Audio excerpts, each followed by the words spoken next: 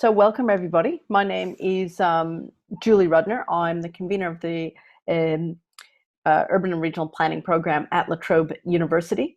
And my colleagues and I have decided that we should have an international conversation about what's happening with regards to the future of planning. So just before we start and get into the conversation, there's something that might be unique to Australia, it might happen in other places, but we always do something that we call a recognition of our Indigenous peoples. So I'd like to run through that first. And I've changed the words a little bit to also recognize Indigenous peoples elsewhere. So La Trobe acknowledges that all of our campuses and those of our guests are located on the lands of many traditional custodians. And we recognize their ongoing connection to the land and value their unique contribution to the university and wider society. As a university, we're committed to providing opportunities for Indigenous people, both as individuals and communities, through teaching and learning, research, and community partnerships. La Trobe University pays our respect to Indigenous elders, past and present, and emerging, and will continue to incorporate Indigenous knowledge systems and protocols as part of our ongoing strategic and operational business. So thank you. We're all really excited about the event today, all in different time zones, and excited about learning what is happening in each person's country and where planning is going. Planning's long been associated with the desire to improve health and well-being, and the separation of land uses, the development of sanitation systems, ensuring greater political inclusion of minority groups, and the provision of public housing for the poor is part of this, as are supporting economic systems and addressing climate change. However, COVID-19 has revealed multiple tensions in our modern world about what's working and what's not working, and individual contexts. So we'll be discussing these things. And what we'll bring out are some of the questions that we all have, which is, what is the relationship between population and housing density with regards to the containment or spread of disease? Will society retreat or transform the use of public spaces and public transport? And what happens to our tourist infrastructures, and will they help in post-pandemic recovery? These are all issues not only of governance, but of populations and of citizenship. So our expert panel will grapple with these. And before I pass over, I will introduce each one. We have Associate Professor Shauna Brail. She's the Director of the Urban Studies Program, as well as Associate Director of Partnerships and Outreach, School of Cities at the University of Toronto.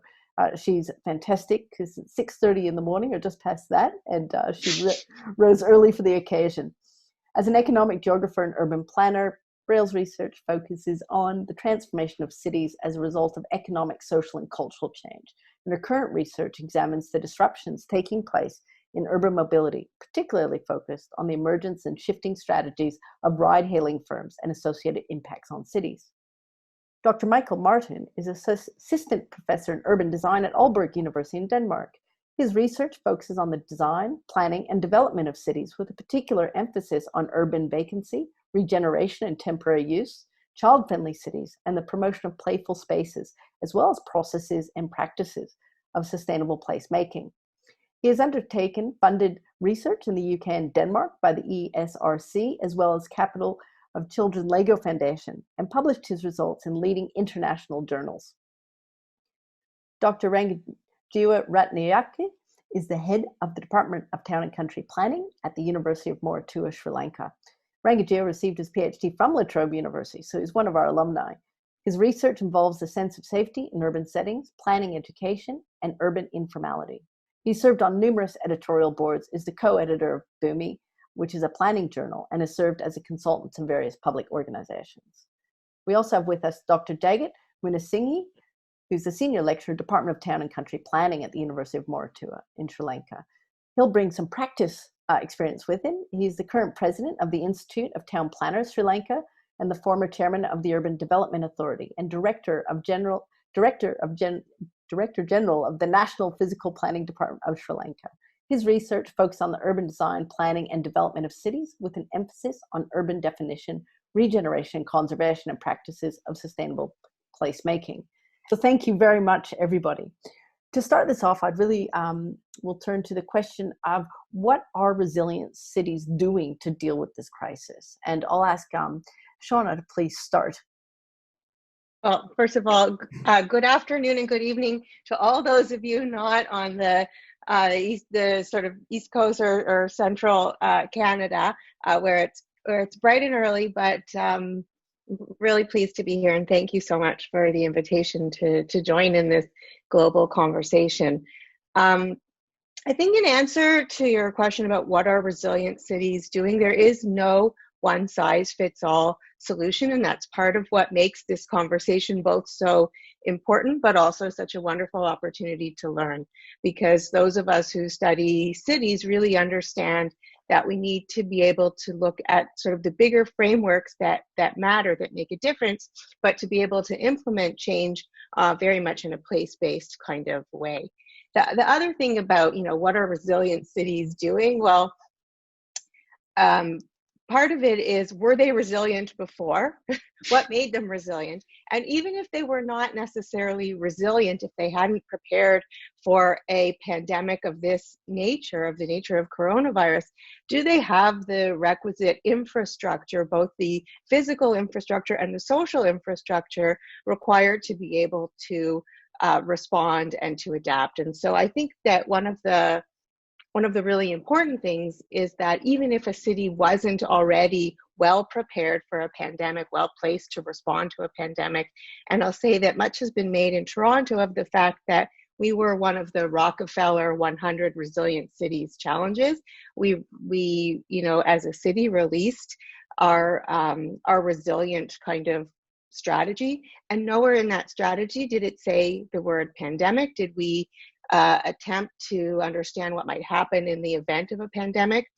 And yet it doesn't mean that we don't have the right sort of background, the right infrastructures to support us during this time. Part of that is being able to respond appropriately and rapidly. And I think that's one of the big learnings for me and for many people, is even if you didn't have the exact plan in place, that if you have the teams and the people and the underlying kind of strength and ability and also the flexibility, that those are all things that contribute to being able to develop resilience during the pandemic.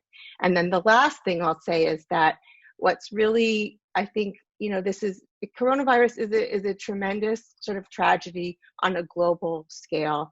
And even though in many of our countries we're starting to come out at least the other side of phase one and to start to see potential to return to some new normal, there have been hundreds of thousands of deaths around the world and really tremendous destruction. But at the same time, if there is a silver lining, it's an opportunity to rethink, to rewrite a story, and to rewrite the story of cities, but of each of our cities. And this is, provides some inspiration, I think, during a very difficult time.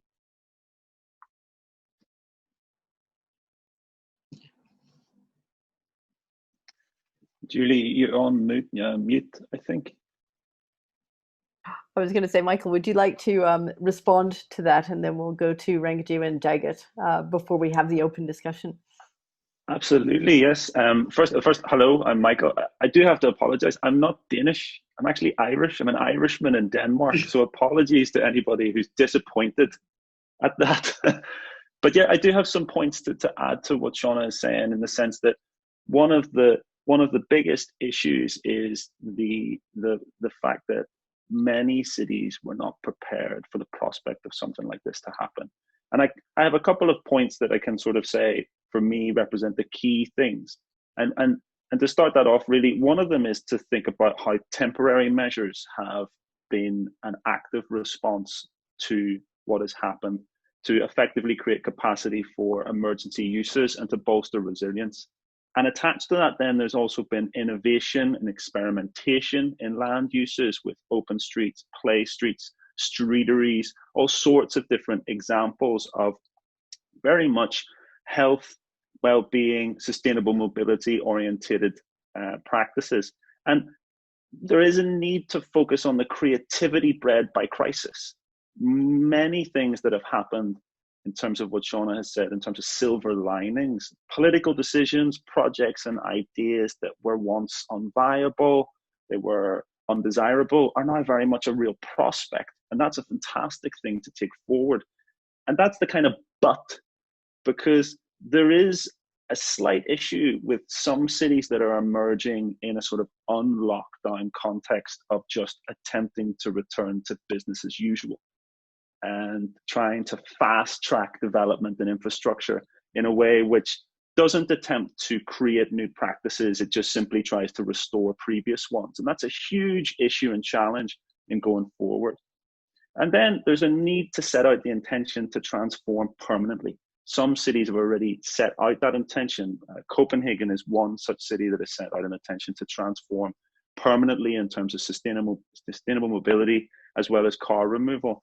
And that brings me to one of the final points I think I would make at this early outset, is that there is a need to prioritize the local project, the local response as a way to promote longer term growth, rather than relying on a return to sort of the desire for mega projects, big political statement pieces. There's actually a need to go to the small scale, go to the local scale in the way in which we twist planning in the future for going forward. What's the Sri Lankan perspective on this from both of you, Jagath and Rangajeewa? When I got this invitation, of course, I was thinking about this situation that we are going to respond. Of course, thank you very much for inviting me. And also, thank you very much at the same time for organizing this event. Let me start with sharing a few slides that I prepared for this one. In case that we were to think about resilient cities and also responding to the pandemics, right? So where are we? Are we going to talk about things that's going to happen in future?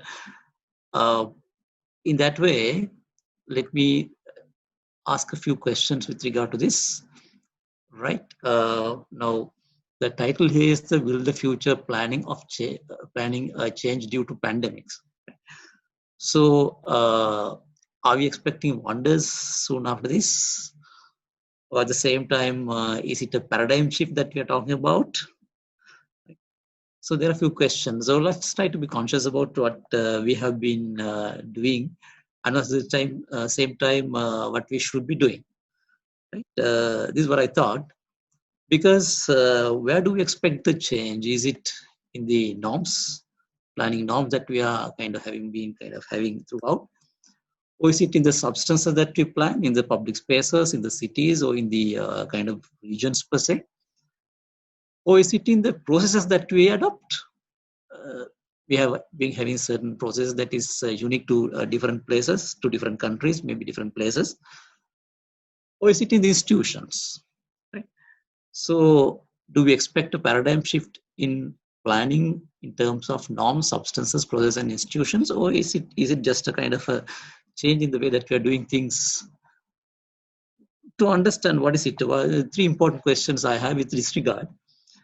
What is planning? I mean, if we think that there will be a change in the way that planning will be changed tomorrow, right? The way that we do planning will be changed tomorrow because of today's this pandemic situation. What if something else happens tomorrow? Are we going to change day after? So, is it kind of a bit of reactive way of what is it actually? Is it a mere series of responses to incidents and situations? Is that what planning is all about? Or is it something more than that? Right? Let's try to understand it from the very essence, very bottom of the the planning thinking. The question emerges why I'm saying like this is because are there any cities or any built environments or places, any kind of environment in this world that is a kind of clear response to a pandemic situation or a disaster? Do we find situations like that? Is there any evidence? Do we find any evidence from the history of town planning, history of urban planning, or whatever planning we call it? We can see there was instances like this, maybe not as grave as this what we have today, But this bubonic plague in the 14th century, Spanish flu, and the even dengue, which is kind of spreading very fast in this area in the region of Asian context. But have we changed the way that we have been doing planning? Or is it the same thing that we are kind of continuing with? So in that sense, epidemics or disasters, could they have been kind of changed? Have they been the kind of decisive forces in planning? So I have my doubts. Well, we mostly say this emergence of modern town planning with this Public Health Act in UK, 1840. We famously say this is the beginning of it, right? So the beginning of modern town planning. Yes, true enough. But what is it that actually changed the way that the cities are built, or the modern town planning to emerge? Is it the epidemic affected environment, or is it the political will? Or is it the compelling grounds of the policymakers and the institutions that enable the town planning to emerge? Right? My understanding is the second, because it's like fuel and fire. Now, fuel cannot burn without fire. That means if this epidemics was the fuel, there has to be a political will. There has to be some kind of initiative to change it. That's how I see what had happened in these. In the late 19th century, Europe and the other parts of the world, the emergence of modern town planning, not because of this environmental condition that we had, but mainly because of the political will. That's how I see it, right? So in that sense, I'm not saying that, okay, we should be kind of pessimistic. Let's try to be optimistic about it. This is an opportunity that we got, yes. Because we have seen, right, our slow movements make the environment better. Everyone was talking about within the last 2 to 3 months of this lockdown season, the atmosphere is very clean. We have the clean air. It became less pollution, less emissions, less gases and all that. And our streets and cities are less congested, and we didn't have that much traffic jams and so on. At the same time, everybody was happy with the essentials, mere essentials, and not that we are talking about luxuries, right? So we were happy with what we had, right? And I know that there are certain problems in situations where the poor people could not access to basic infrastructure, basic facilities, and basic amenities. But true enough, but still, we were managing with what we have. And at the same time, the technology, which we have been using for most of the unwanted things, have been very well integrated into our day-to-day lives, and most of the people, those who are not familiar with technology, got familiarized. And also we used it in many aspects like education, or business, trade, and so many things, right? So this is an opportunity that we have seen how it has been utilized in an effective manner. And at the same time, not that many people, but I know most of us enjoyed our family life, and we know how good is it to be at home, right? So this is something that we can remember. And I know most of the countries, like especially in Europe, maybe in Denmark, and also in Singapore even, encourage people to have kind of family lives and be at home rather than kind of stressfully running here and there, right? So is this what you're looking for? Live, work, and play at home, right? So this is something that we got to think about. And at the same time, can we forget these dreams that we have about sustainable, labor, and smart cities because of our focus is different now? Are we going to change our focus?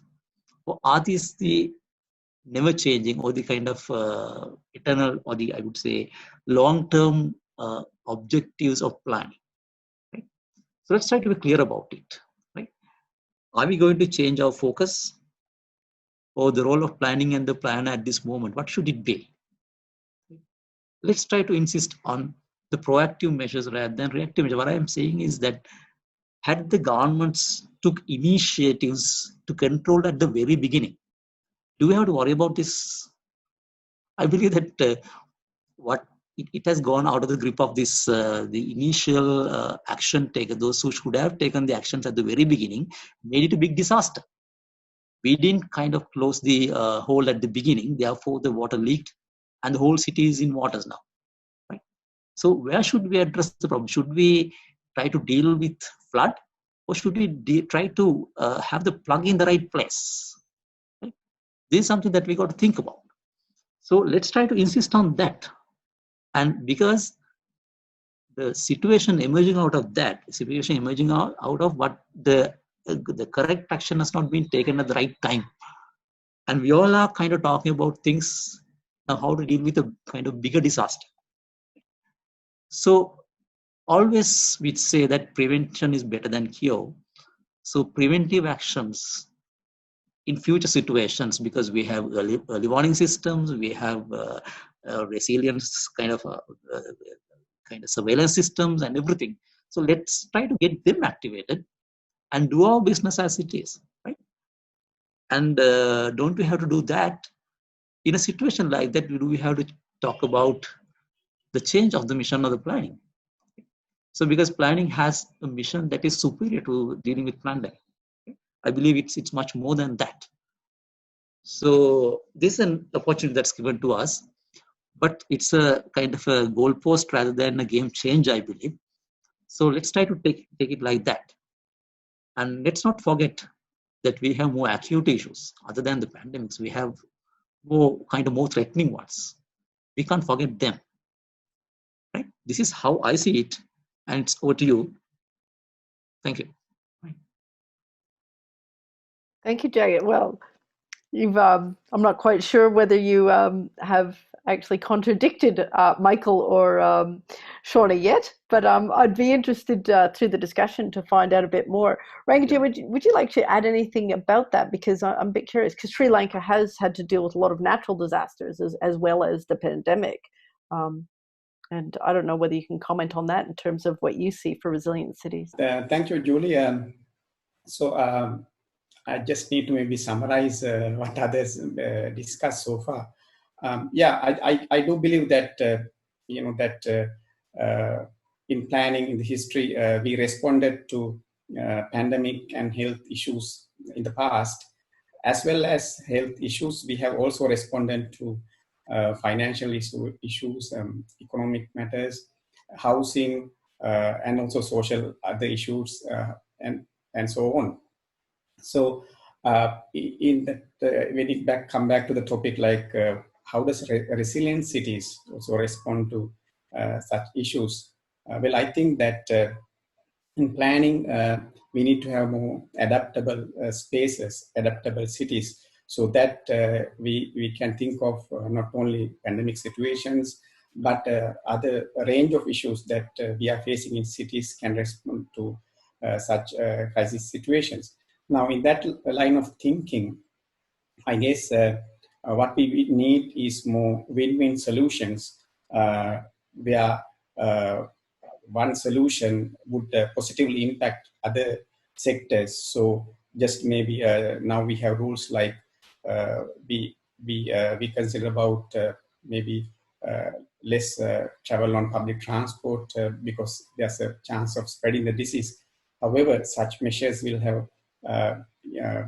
maybe car-oriented fare policies right now will have negative impacts on the environment and other sectors as well. So win-win solution would definitely benefit all sectors. So in that line of thinking, I was thinking that we need to look at this this issue holistically. So pandemic-driven solutions would not, I guess, work alone. Of course, they are a massively important thing to consider in planning. So under resilient discussions, how do you plan? What sort of consideration we should do then in the future?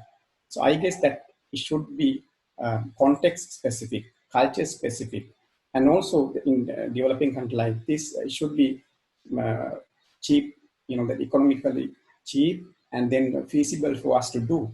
So it should emerge from those countries' context, people, those resilient strategies. So in that line of thinking, I would like to consider about this localism idea of having sustainable local environment settings where we are talking about 15-minute city or 20-minute city where local people can be served with facilities and services, so that they don't have to travel intra-cities and then less likely to spread the disease. Similarly, what we are facing here in Sri Lanka in urban areas is the lack of sort of open spaces, so that in that local agenda, availability of green infrastructure strategy comes first in situation like this.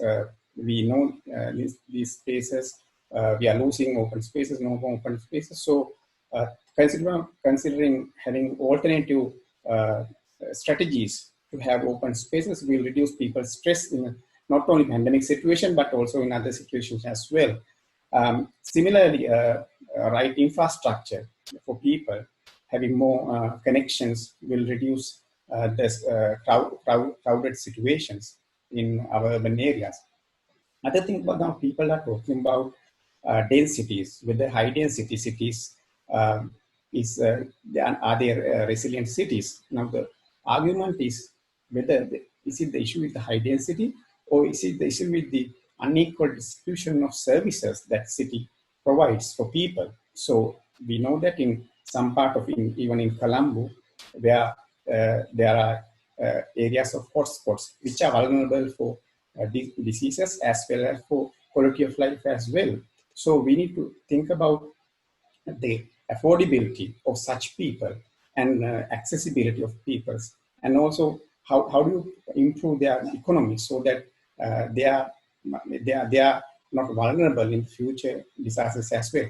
Other aspect I want to point out is the social equity aspects in bringing the discussion forward in the discussion of resilient cities. Now, we know that in Colombo and in other urban areas, a lot of people live in slum and shanty areas where the getting basic needs like water, sanitation facilities are key to stop spreading of diseases. And it works for other aspects as well, those basic services. So in conclusion, my idea is that we need to have win-win solution. It should not be pandemic-driven planning strategy to deal with such crises. Thank you. Right, now does someone want to jump in there? Because there's some key themes that have come out. There's localism, there's social inequality that's come through, what we do with the public. There's some issues that don't seem to necessarily transfer between Europe, Canada, and Sri Lanka, and that's potentially that of open space, which those countries are different. So it'd be really interesting to find out, carrying on some of those ideas that have come through in all of what you've said so far. One of the points that I think that comes across from the four different perspectives there is that there's a need to consider lessons from previous crises, and whether actually some of those crises are relevant to consider in the broader term because of the response of other challenges, for example. And I think what I can see certainly within the types of responses that I've been following is that there is a fantastic amount of new practices that are coming forward, and there is a need to consider both the long and the short term with those types of examples. And those things I refer to are things like active mobility through pop-up cycle lanes, or the use of public spaces for open air dining on cafes, bars and restaurants in certain parts of Europe, for example, Lithuania. And what's coming forward as a consequence of these things is a sort of understanding of what public spaces maybe are supposed to be, and what streets and neighborhoods could be if you have the opportunity. And so one of the things that I think is fantastic is that there's not really an excuse at this present moment in time, and potentially in the longer term, there's not necessarily an excuse to say, no, we shouldn't close the street for people to use it, or we shouldn't have a play street for children to play in. And those types of things are the things that are much more localized by comparison to some of the things that are being referred to by other colleagues there. And it's those things that planning can really effectively and quickly push through as a genuine measure, a genuine response that's both short and long term. The question is whether that's going to happen or not, because obviously the removal of cars in certain areas, particularly shopping streets, is seen as a fundamental challenge to business and economic potential and growth. However, when you see some of the examples in major cities like London of streets that were once kind of car dominated are now being used for cycling and active mobility, the businesses have new opportunities for custom. And that is the bit that has to be channeled. And that is also something that is a huge boost. It's a huge boost in that this is something that allows us to see the potentials of things that previously weren't even on the table. So Shauna, in your work on transport, what do you see for your future? Because it seems that you're already on the cutting edge in terms of examining this. Well, one of the things that I think ties together pretty much all cities, or most cities, with respect to looking at the impacts of the pandemic are really in two areas, which Michael has touched on, which are first around mobility and second, public realm. And I want to say I really appreciated Jagath's provocation or provocations around, what do we need to be thinking about? Do we really mean to be so reactive? Isn't planning all about being proactive? And the third one around, shouldn't we be enjoying joyful family life?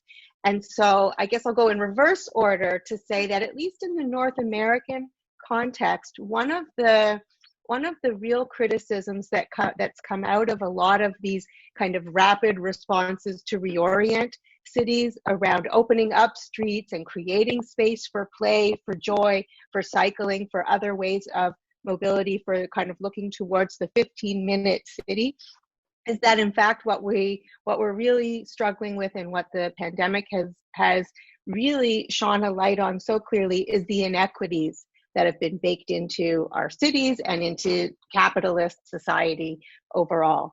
And so while many of us, about 30-40% of us are able to enjoy, a life in which we can do our work from home because our work translates to home, there is a large, there are, first of all, something like around 30% of people who continue to have to go to work. So those are frontline workers, healthcare workers, grocery store clerks, etc. And then there is a whole other number of people, a large number of people who have no work right now, who used to have work and don't have work and have been laid off because they're required to work in public-facing jobs.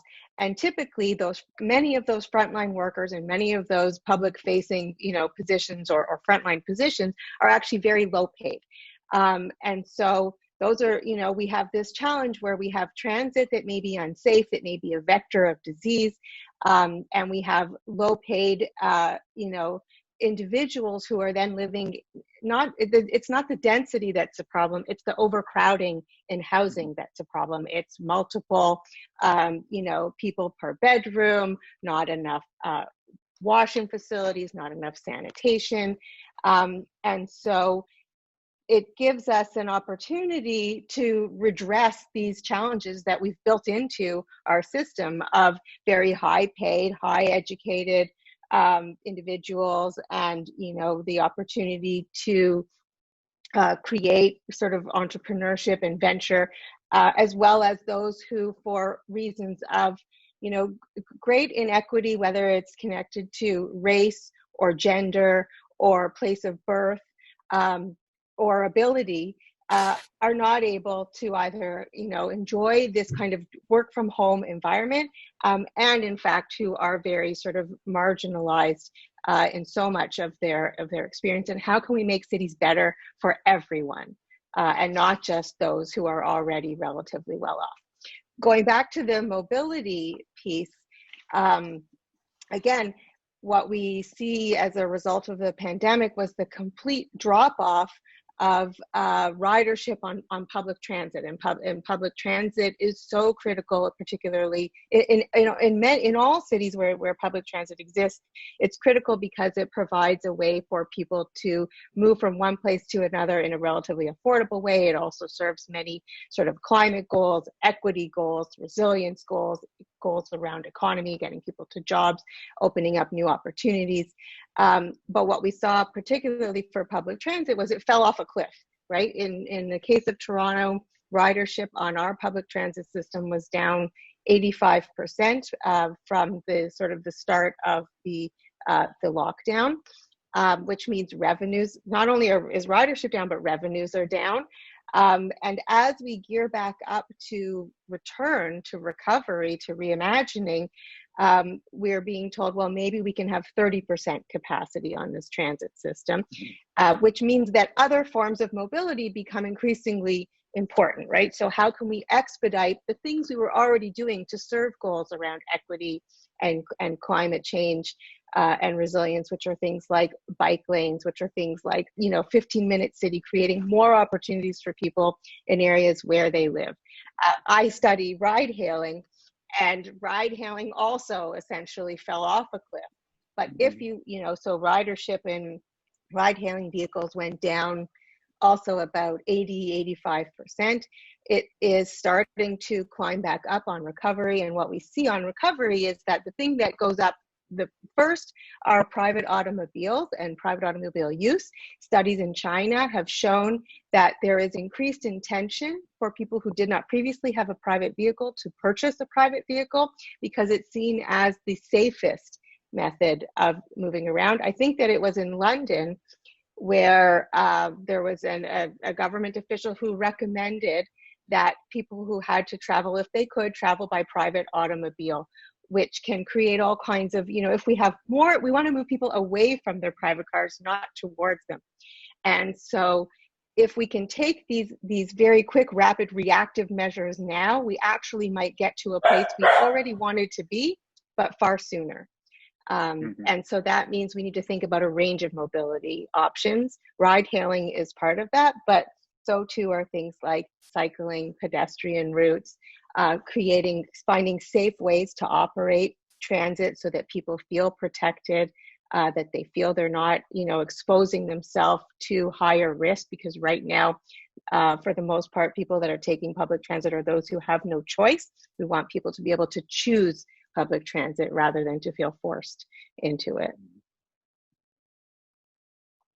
So as the essence of that, I have a question for you guys. Trust. And is that playing out in other things, like going to the grocery store or letting children play on the playground? And that, so, in terms of that, because it seems in some ways that, like Jagath said, in some ways it's not a planning issue and it's something else. And yet we still have some sort of task.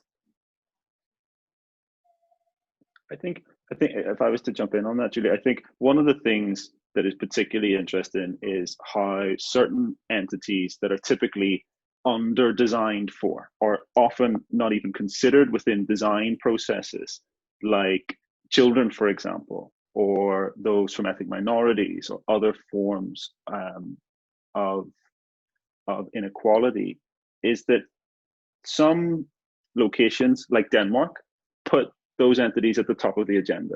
So when it came to discussing the response to the pandemic at a street scale and at a neighborhood level, play spaces and how children interact with one another and how they are now allowed to play was one of the top items on the agenda, not at the bottom.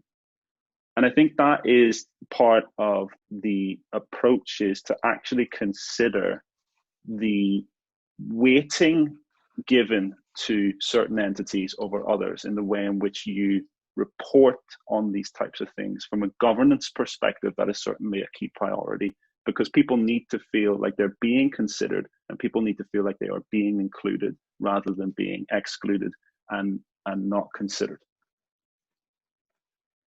And planning has a role in that.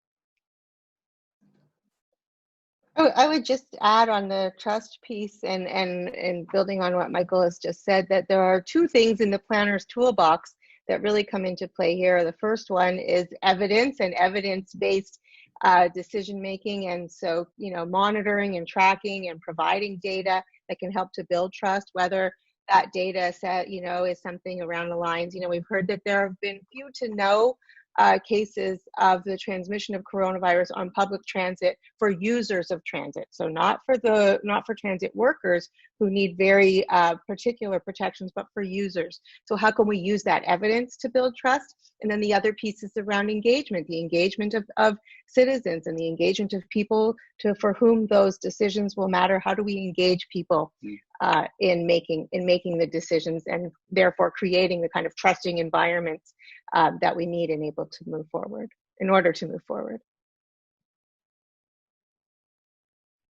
Julie, at one point I think need to highlight is that we are now getting used to like telemode working because of this corona thing, curfew and lockdown situations.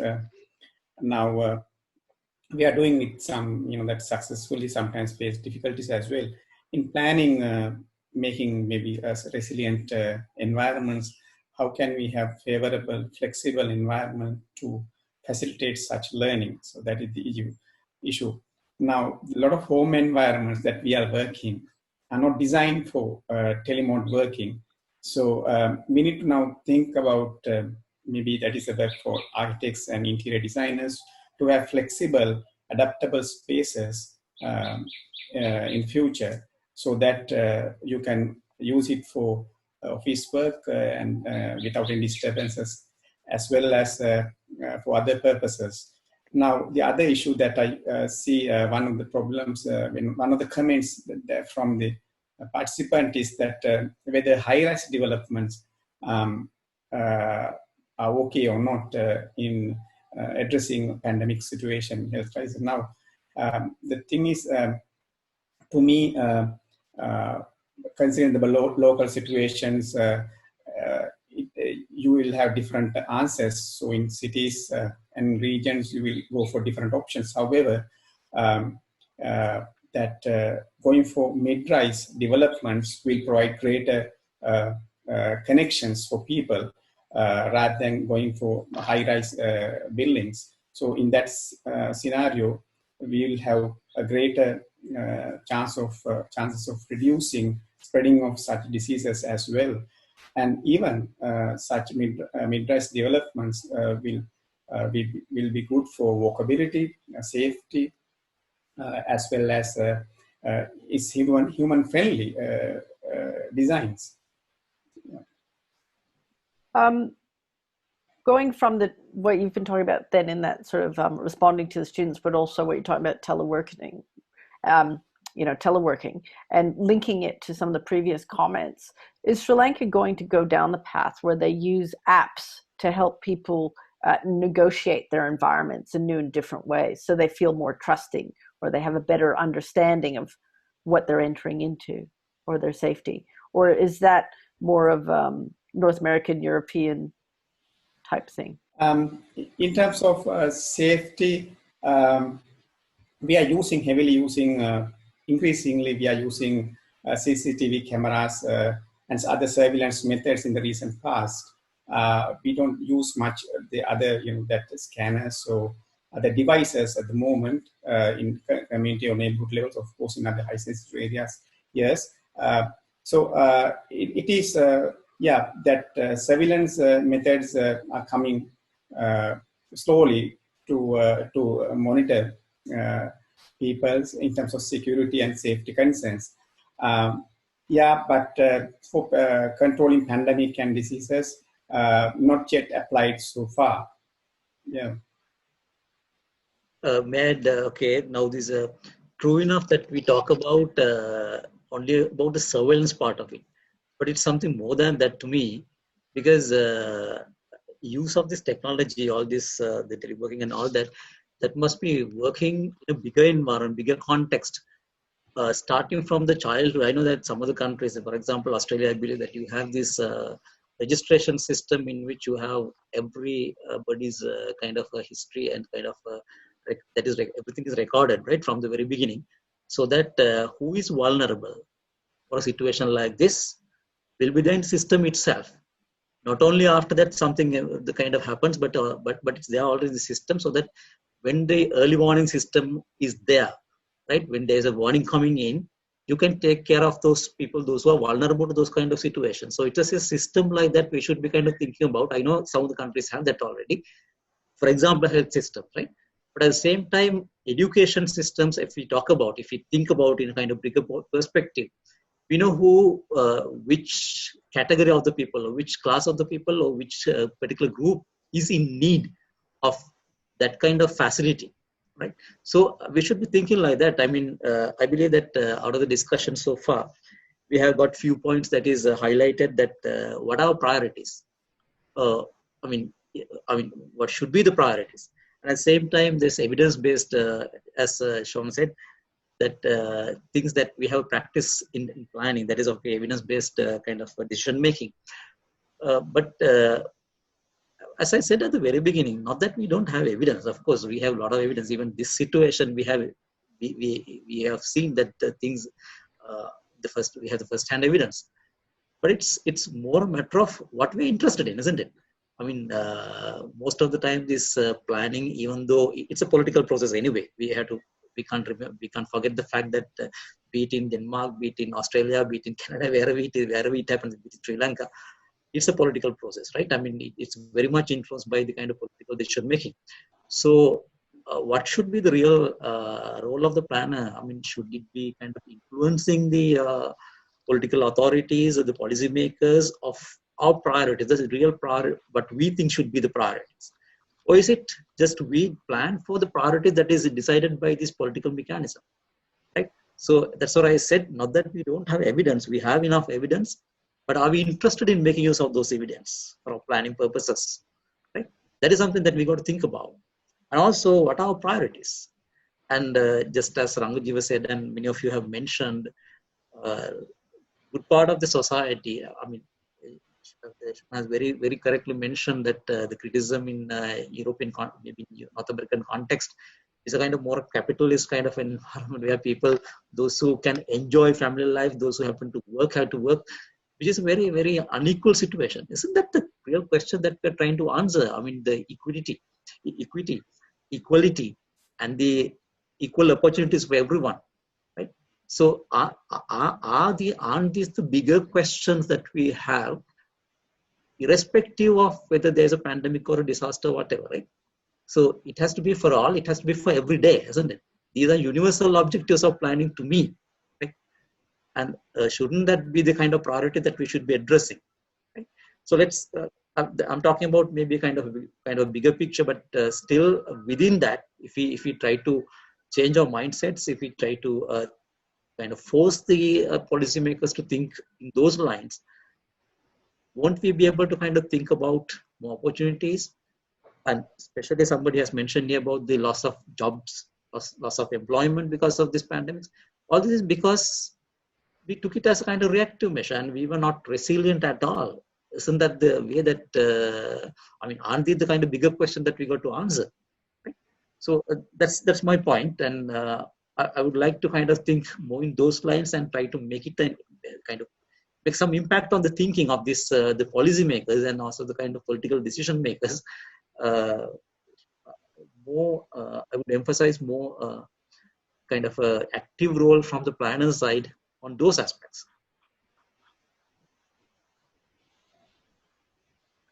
Okay.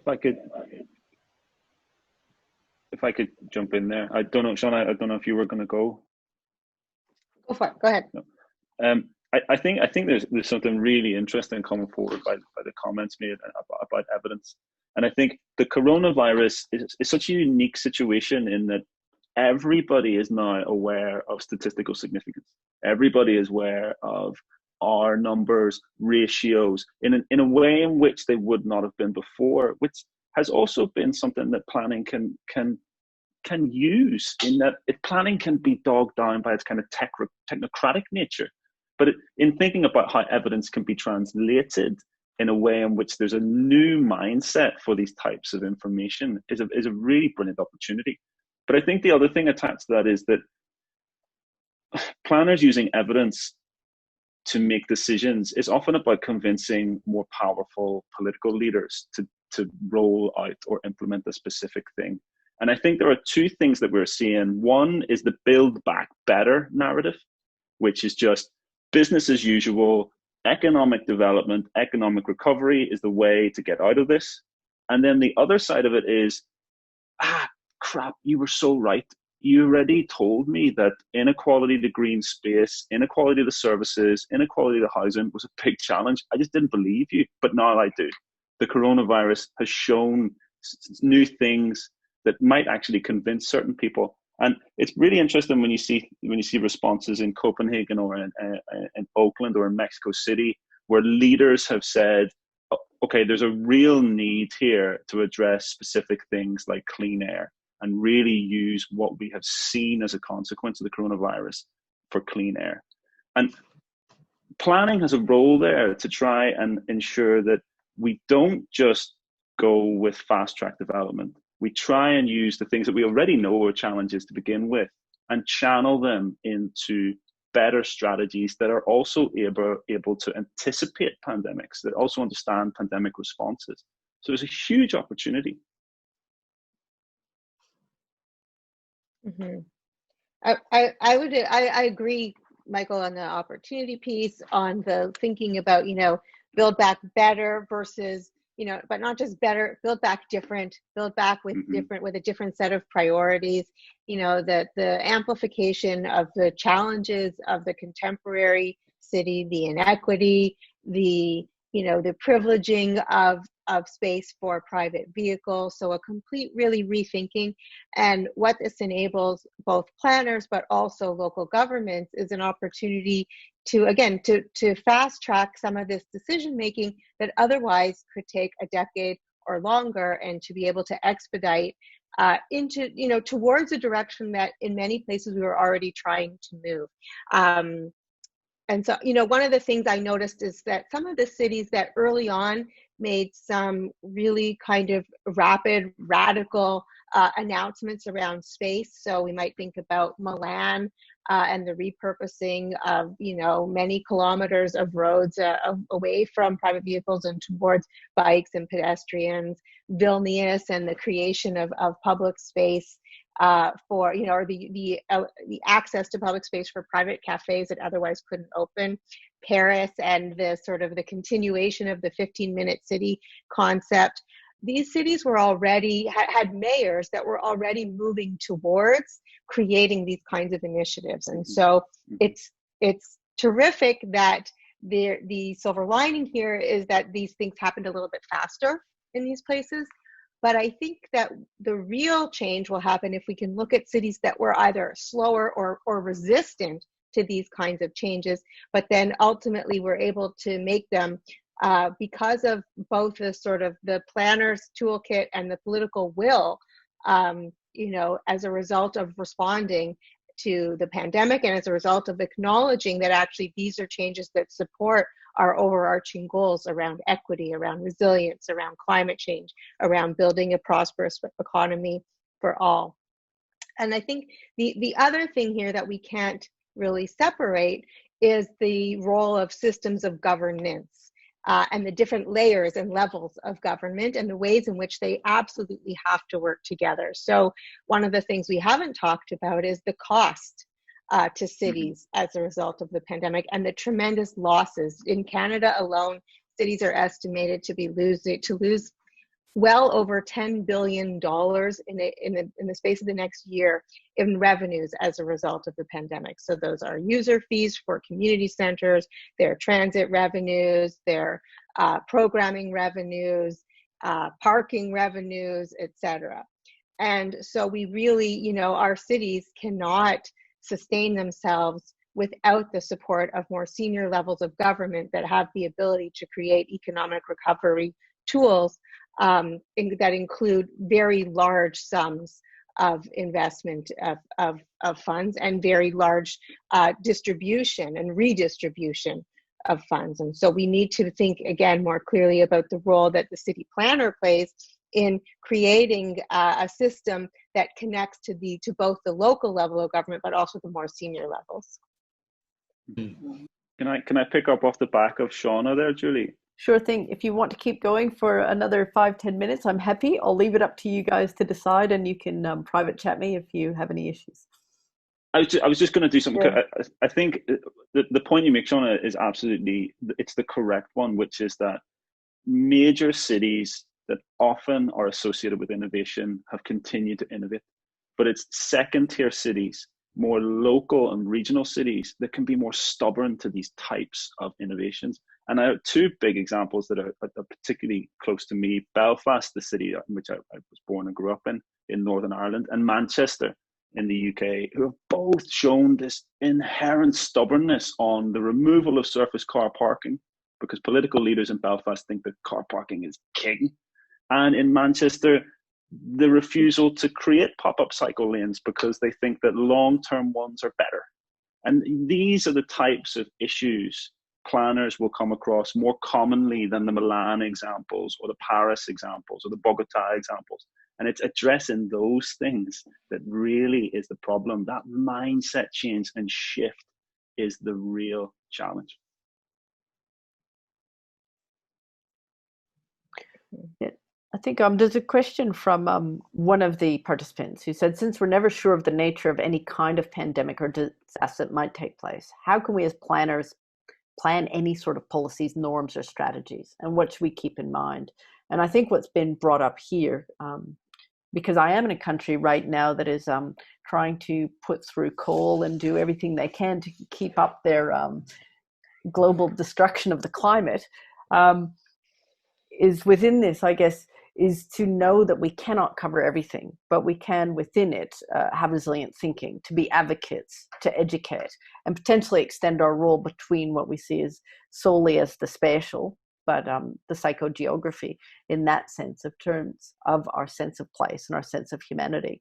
And that's not necessarily a role that planners are comfortable with. And so I wonder if you have any last comments, because it does change the nature. Within that, we have to potentially admit we don't have as much power or control as we would like, and that a lot of our job is actually trying to get buy-in from those around us. Absolutely. Sorry. Go ahead. Sorry about it. One comment that was made by one of the participants attendants here. Okay, now he mentions that how much is some changes you mentioned about cycling and everything to related to planning versus political will. If a government wants to make a change to a city, good or bad, I have seen too often that they do that independent of planners. So that is a real picture, I believe.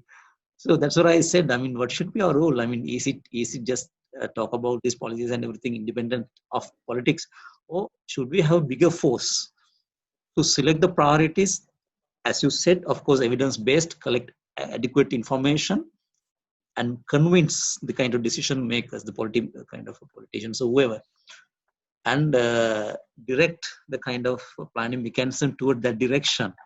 Shouldn't it that be the kind of today's role of the planner? That's something that big question that I have in mind. Right. So, yeah. I was just going to say that often planning is hijacked as the key obstacle to major projects and development. Planning is often kind of the thing that politicians want to play with, to remove red tape, to improve speed and efficiency. And often within planning systems, reacting to those changes takes a huge number of years. And so planners are often at a disadvantage when it comes to something that requires immediacy.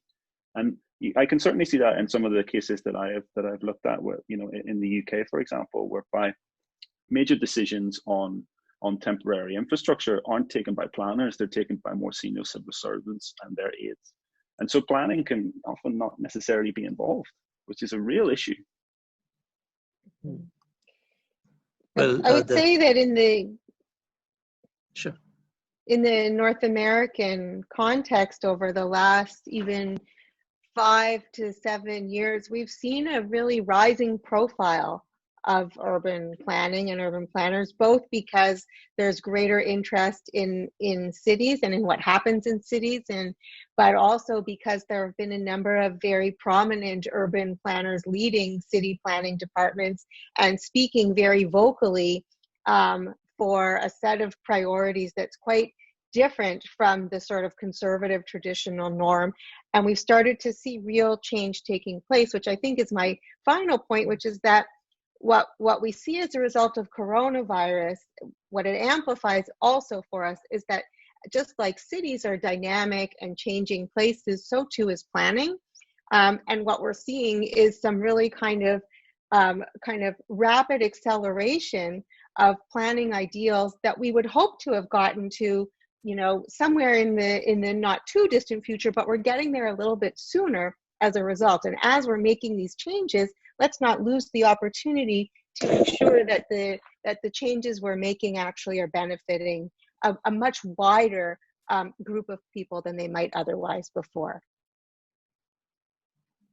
Actually, one point I want to make here, the role of state. We know that the laissez-faire government and in the leading private sector implementation of land use policies and other things may not serve our purpose of having sustainable environments with more equitable resource allocation. So that is the one aspect. So that then the state needs to here play a major role. So this means like a coronavirus, this is sort of a wake-up call for planners as well as state agencies to respond to such situations, and then issues strategies that we implement will have multiple implications for other sectors. Other thing about this, in terms of the governance one, I think that one of the issues that we are facing is the implementation of the regulations and rules. Whatever the best planning policies set, if you can't implement them, you won't have open spaces, secured open spaces, or secured pavements, wide pavements for people.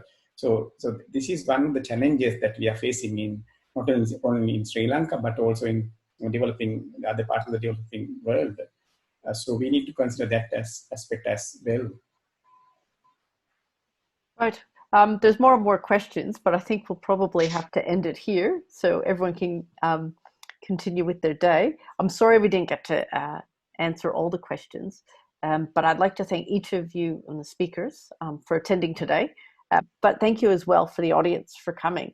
I'd be more than happy. You can either come onto the Community Planning and Development Facebook page and continue discussions there, or you can send emails.